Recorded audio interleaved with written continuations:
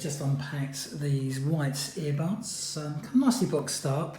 Come with a little power case, which is nice, and USB instructions. Got some spare ear tips in the box. So the actual earbuds, they've got a long battery life. They're 5.0 sound. But what's nice is look at the little size of those. So you can change the ear tips if you're not mad on them. Very easy to control.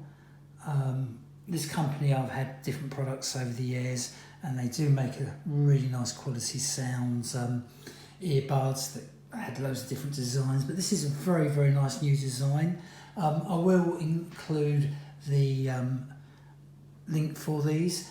They use a IPX6 mic, but like I say, they are very nice quality, noise cancelling, and I think at the price they're getting sold for, I think they're very, very good value. So like I say, I do recommend these, and this company do make some beautiful products, and I've never ever had an issue with any of their products. Come nicely boxed, like I say, and very affordable, and that's what it's all about at the moment. Thanks for watching the video.